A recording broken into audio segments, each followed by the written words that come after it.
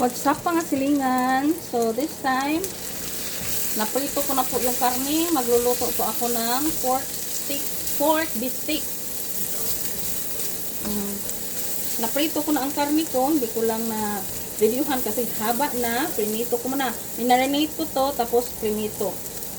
So, lagay na natin ito ating karne na fried. Pagkatapos ng onion, itong karne natin, inaano ko siya, minarinate ko ng bawang, soy sauce, lemon juice, onion powder o garlic powder, saka konting oyster sauce, saka liquid seasoning. So, ilagay natin yung sobra ng marinate natin. Kunti pa lang yung onion ko, may lalagay pa akong onion dyan pag malapit na siyang maluto. So, yung ating pork bistek.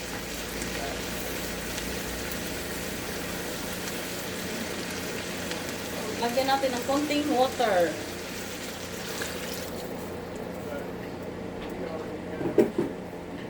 And a little bit, ay, dapat ito na lang nilagyan ko ng ano. Magawa na ako bago. Mamasitas talaga ako. Kaso, ang mahal ng mamasitas dito. Tsaka wala sila yung pinakamalaki ba, yung binili kong, magkano yan, yung $10 ba, baka yun? Yung malaki yung oyster sauce.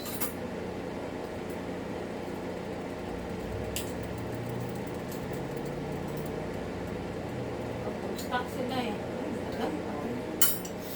Sabi ko ha, buksan ko lang yung oyster sauce ko.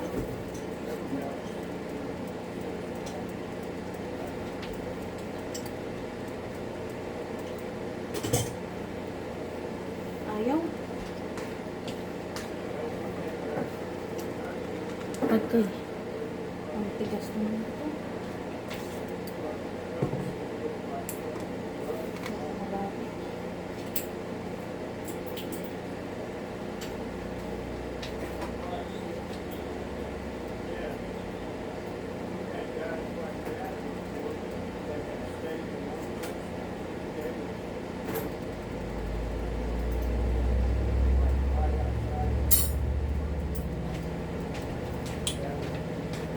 Dagan ko lang konting oyster sauce.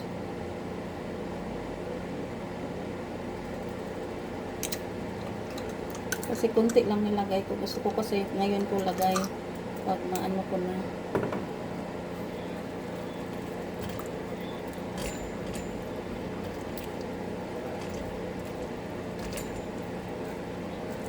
Masarap kasi pag ano, bistek, maraming onion, di ba? So, antayan lang natin itong mag-reduce ang kanyang sabaw. Yung tubig niya.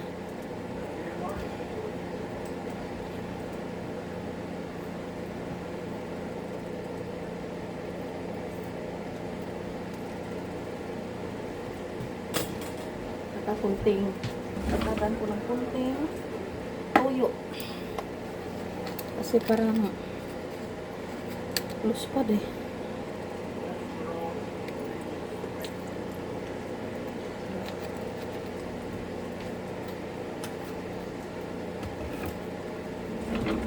And then, lagyan natin ng brown sugar. Kunting brown sugar.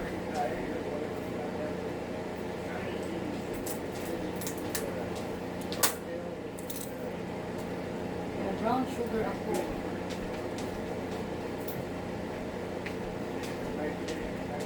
Sakit lang po palakasan natin para dali lang na ano.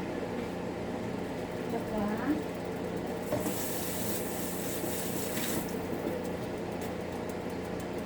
ating onion. White onion tayo kasi walang onion akong red.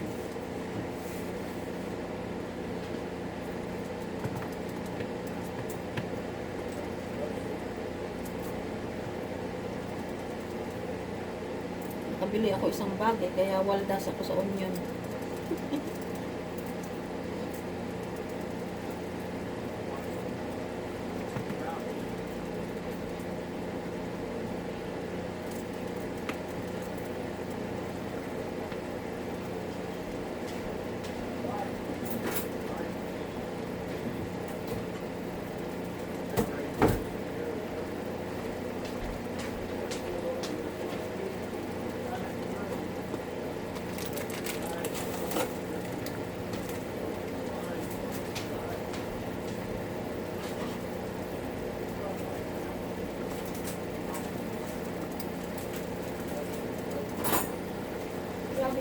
sobrang fine ng sugar na to.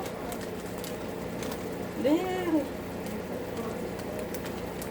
Sobrang pino.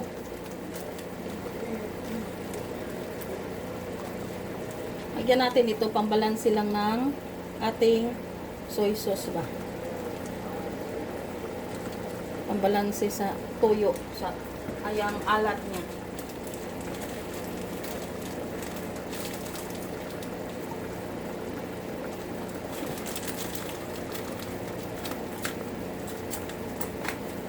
Natin ilagay kay ibalik doon kasi kailangan pa natin ito, depende sa lasa pag ano na siya, malapit na siya maluto.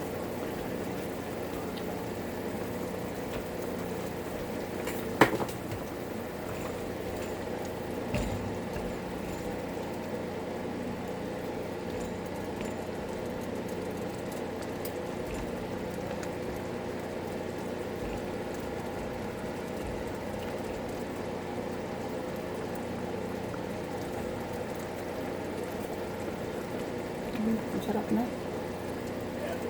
Sarap.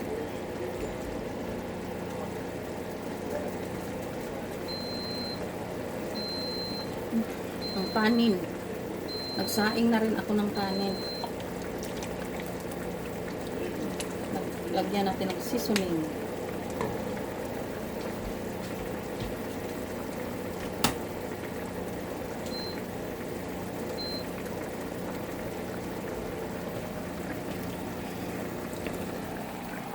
So, antayin lang natin mag-reduce yung water niya. Tapos niyan, pag mag-reduce na siya, ilagay natin tong ibang mga onion.